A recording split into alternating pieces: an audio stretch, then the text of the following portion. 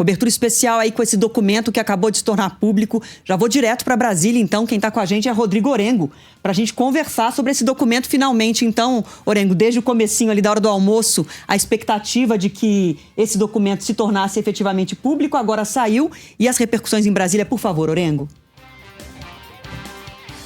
Muito boa tarde, Adriana, Renan, boa tarde a todos. E é um processo fundamental agora, Adriana, justamente para a defesa dos indiciados, né? A gente ouvia ontem, inclusive, o ex-presidente Jair Bolsonaro, ao lado do advogado, cobrando a liberação até para que os indiciados possam se defender. Então, isso para os próximos passos vai ser importante. E agora, na avaliação da Procuradoria-Geral da República, diante da necessidade ou não de apresentação de denúncia, há uma expectativa de que as denúncias sejam apresentadas a partir do ano que vem. Agora, Adriana, a gente olhando aqui o relatório da PF, eu chamo a atenção para um integrante aí das forças que foi fundamental, né? O mais importante, o comandante das forças, Freire Gomes. Ele é citado 130 vezes no inquérito, né? Como alguém que foi pressionado em diversos momentos a aderir a um instrumento que foi colocado ali em reuniões, que poderia ser GLO, estado de sítio, estado de defesa, e deixou muito claro nessas reuniões, segundo o depoimento dele, que o Exército não iria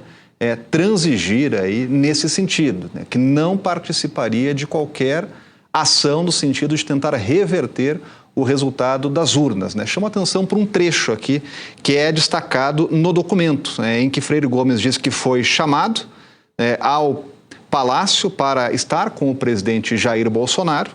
E ele fala, inclusive, no Palácio da Alvorada, após o segundo turno das eleições, teve lá com o presidente Jair Bolsonaro, chamado, inclusive, pelo ministro da Defesa, em que o ex-presidente Jair Bolsonaro apresentou hipóteses de utilização de instituições jurídicas como GLO, Estado de Defesa e Estado de Sítio, em relação ao processo eleitoral. E aí ele ressaltou ao presidente, segundo o depoimento dele, que deixou claro ao então presidente que o Exército não participaria da implementação desses institutos jurídicos visando reverter o processo eleitoral.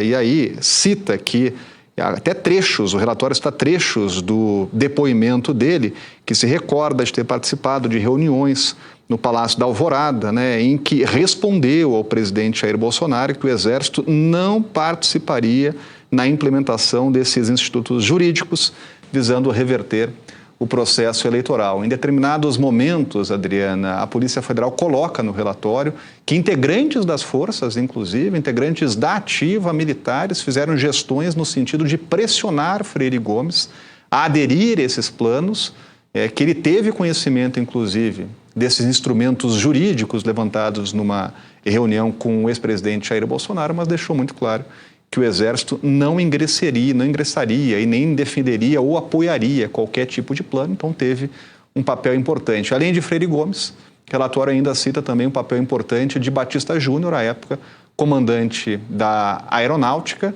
deixando muito claro também que não iria aderir a qualquer tipo de plano no sentido de reverter o resultado das eleições, né? Uma postura diferente, segundo as investigações, de Almir Garnier, comandante justamente da Marinha na oportunidade, que está entre os indiciados, né? São realmente muitas páginas aqui, conclusões da Polícia Federal, que a gente obviamente está vendo aqui com muita atenção, e a partir de agora as defesas também têm acesso aos documentos até para preparar a defesa dos 37 indiciados.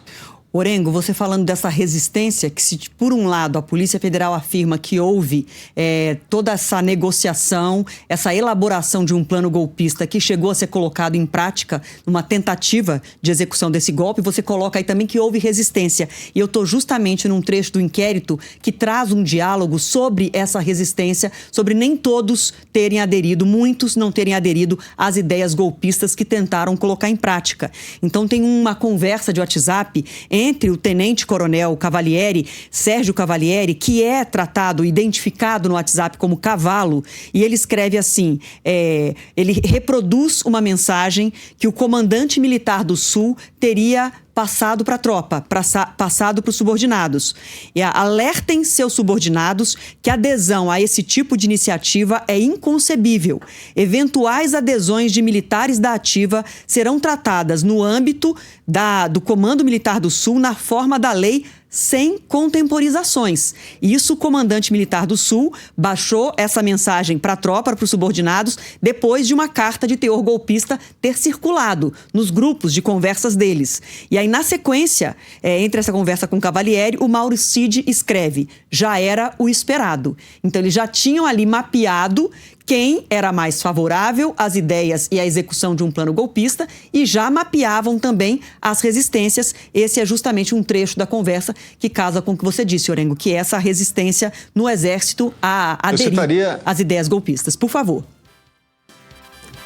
Eu citaria mais um trecho aqui, Adriana, justamente nesse sentido, né, que reforça a importância do papel dos comandantes da Marinha e principalmente do comandante do Exército, né, citado aí 130 vezes e muito pressionado, inclusive, por militares a aderir planos, né, como colocado, segundo o próprio comandante do Exército, numa reunião com o presidente, a GLO, estado de sítio, estado de defesa, né? Ele cita aqui, o relatório cita que o ministro Paulo Sérgio Nogueira realizou uma reunião, né, e aí tinha presente lá o ministro da Defesa, os 3 comandantes das forças, né, novamente, para apresentar uma minuta, é o que está aqui no relatório, né, uma minuta de decreto que subverteria o Estado de Direito no Brasil. Freire Gomes e Batista Júnior, portanto, comandante do Exército e comandante da Aeronáutica, rechaçaram qualquer adesão de suas respectivas forças ao intento golpista,